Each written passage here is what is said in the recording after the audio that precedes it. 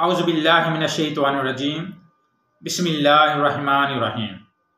अस्सलामु अलैकुम वरहमतुल्लाहि वबरकातुहू।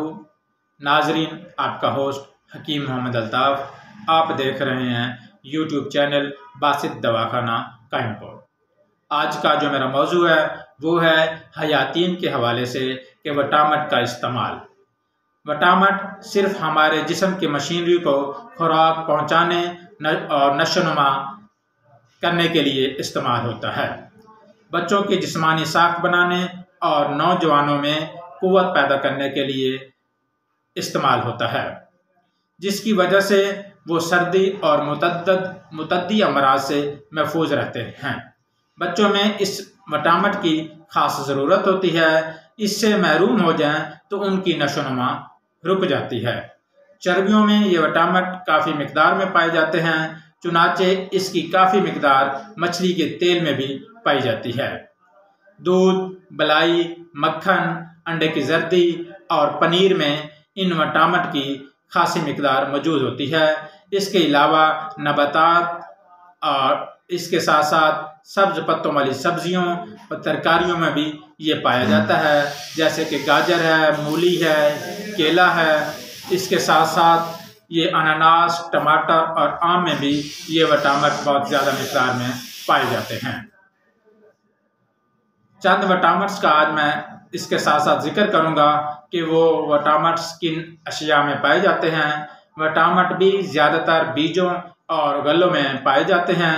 चावलों में इसकी खासी मिकदार होती है। इसी तरह ये अंडों की जर्दी, सब्ज तरकारियों, आलू, गोश्त और दूध में भी पाया जाता है। मकई और गल्लों के छिलकों में इसकी मिकदार काफ़ी ज़्यादा होती है।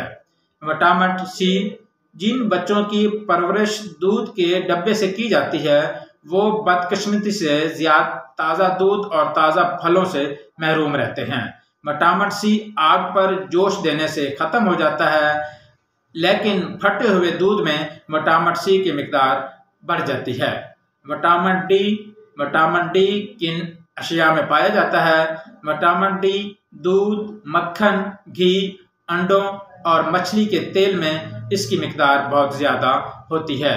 विटामिन ई किन अशिया में पाया जाता है। ये ज़्यादातर गल्लों और बीजों के छिलकों में पाया जाता है। घियों के छिलकों में इसकी मिकदार ज़्यादा होती है। इसके अलावा अंडे की जर्दी, रोगन जैतून, मगज़, पम्बादाना और चने की दाल में भी इसकी मिकदार बहुत ज़्यादा होती है।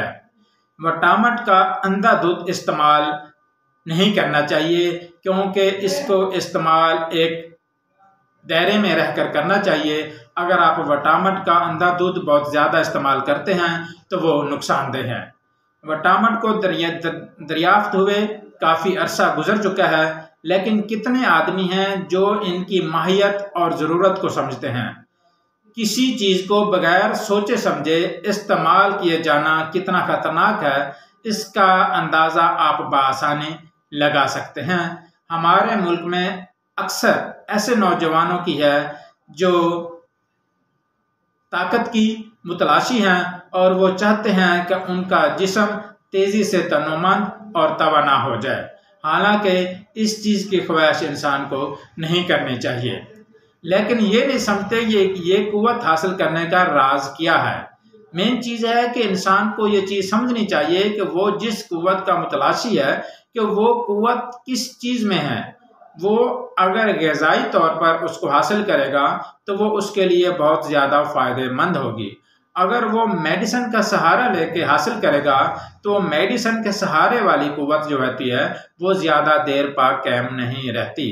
ये चीज़ हमारे नौजवानों को समझनी चाहिए। नौजवानों को क्या, ये हर फर्द को, चाहे वो बच्चा है, चाहे वो बड़ा है, वो बूढ़ा है, उस चीज़ को इस चीज़ का इल्म होना चाहिए कि उसे जिस चीज़ की कुव्वत की ज़रूरत है, अगर उसे कुव्वत मुदाफ़ियत की ज़रूरत है तो कुव्वत मुदाफ़ियत हम जो ग़िज़ा खा रहे होते हैं तमाम ग़िज़ा में मौजूद होती है। सिर्फ अगर उस चीज़ को ये इल्म होना चाहिए कि वो जो कुव्वत हासिल कर रहा है या उसे जिस भी विटामिन्स की ज़रूरत है तो वो किस चीज़ में मौजूद है। अगर उस चीज़ का इस्तेमाल वो ज़्यादा करना शुरू कर देगा तो वो लामहला वो कुव्वत उसको हासिल होना शुरू हो जाएगी। अगर वो ये राज जान लेता है तो उसे मेडिसिन का सहारा बहुत कम लेना पड़ता है। तो मेडिसिन के सहारे से जो भी कुव्वत हासिल की जाती है वो देर पाकर नहीं रहती। अल्लाह हाफिज।